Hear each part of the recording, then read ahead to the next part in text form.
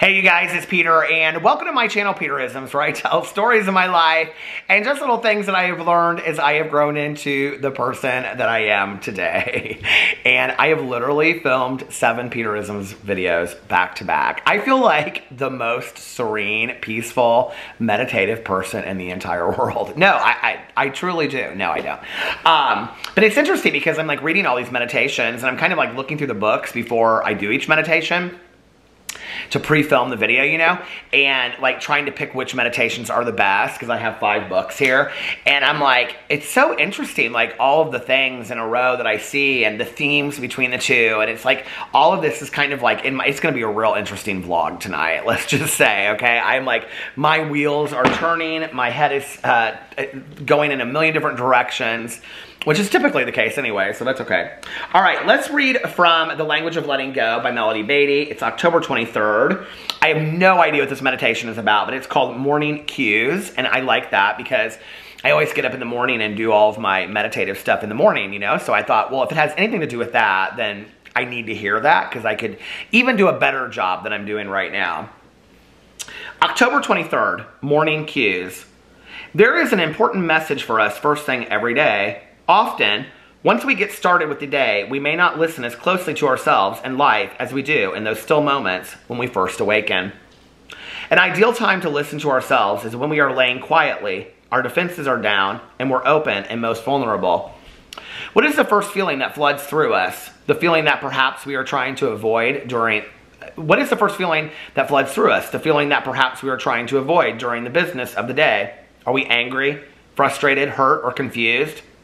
That is what we need to focus on and work through. That's the issue we need to address. When you awaken, what is the first idea? When you awaken, what is the first idea or thought that enters your mind? Do you need to finish a timely project? Are you in need of a fun day, a restful day? Do you feel sick and need to nurture yourself? Are you in a negative frame of mind? Do you have an issue to resolve with someone? Do you need to tell someone something? Is something bothering you? Is something feeling particularly good? Does an idea occur to you, something you could get or do that would feel good? When you awaken, what is the first issue that presents itself? You don't have to be fearful. You don't have to rush. You can lay still and listen and then accept the message. We can define some of our recovery goals for the day by listening to the morning message. God, help me let go of my need to be in resistance to the harmonic flow of life. Help me learn to go with the flow and accept the help and support that you have to offer me. It's an interesting meditation, I think, you know.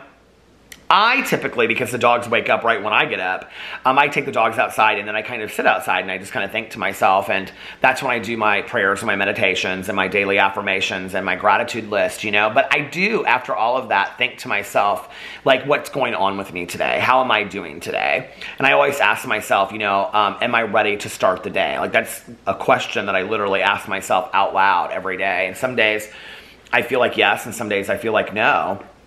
Some days, like today, I woke up and I was like, I am so ready to film some videos. I was like so excited, you know, and like yesterday I woke up and I was like, I just kind of want to listen to my audiobook all day today, you know. I want to drive around. I'm like real into this mystery and I want to listen to it.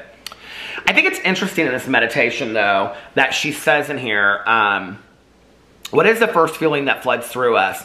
The feeling that perhaps we are trying to avoid during the business of the day. Are we angry, frustrated, hurt, or confused? That is what we need to focus on and work through. That's the issue we need to address. When you waken, what is the first idea or thought that enters your mind? Do you need to finish a timely project? Are you in need of a fun day, a restful day? Do you feel sick and need to nurture yourself? Are you in a negative frame of mind? Do you have an issue to resolve with someone? Do you need to tell someone something? Is something bothering you? Is something feeling particularly good? And then it goes into, is something feel particularly good? Does an idea occur to you, something you could get or do that would make you feel good? It's interesting to me, and maybe this is just like where I'm at in my life today, but it's so interesting to me that every question that she asks in this meditation, until she gets to the only 2 things are, is something feeling particularly good, and does an idea occur to you or something you could get or you could do that would make you feel good? What if you're just feeling good for the day? Like, it's so interesting to me that all of this is like this deep work that you have to do on yourself, you know? I just don't think it's always like that. I think that once you've done a lot of work on yourself, it's a lot of maintenance, like getting up and doing your prayers and meditations and all of that. It's to some degree some kind of maintenance. That's not to say that I'm not going to wake up tomorrow and have issues I need to work on, or because I think that that's every day, or that I'm going to have, you know, something that I need to tell somebody, maybe an amends I need to make or whatever. But I guess in thinking, like, does that consume my thoughts? Like, is that all I'm thinking about? I would like to think that as we, you know, it's kind of like this. Like I say that, like, our lives are like a school you never graduate from, right? And that once you learn a lesson, you go to the higher grade, but you never, like, really graduate.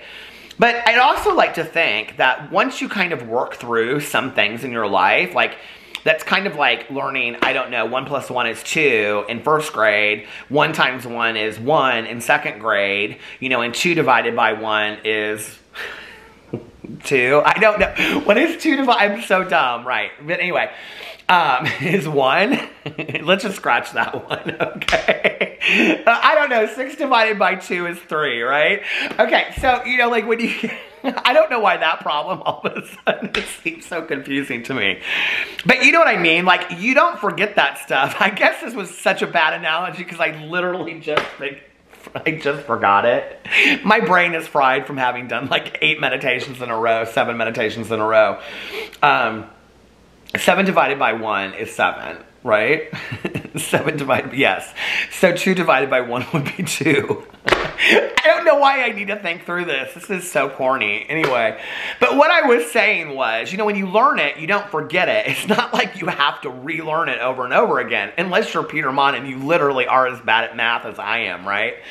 But typically, you don't have to learn that stuff over again. You know, it's like, okay, when you learn to read sentences, now I'm like in this giggly state of mind.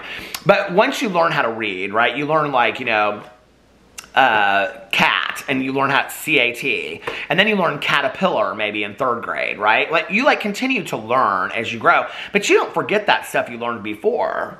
So to me, I guess that there has to come a point when you don't wake up like every day of your life and it's like all of those questions, you know, that you're just overwhelmed with all of this negativity. Do I think that that's a good question to ask yourself in early sobriety or early recovery from codependency? Yeah, absolutely. I think those are great questions, right? But I don't want people to think that like forever in your life, you're always going to be looking at the negative. I guess it's, you know, I don't know. It sounded kind of negative to me. And, you know, maybe when she was writing the meditation that day, that's where she was. Maybe she woke up and was like, I have all these things.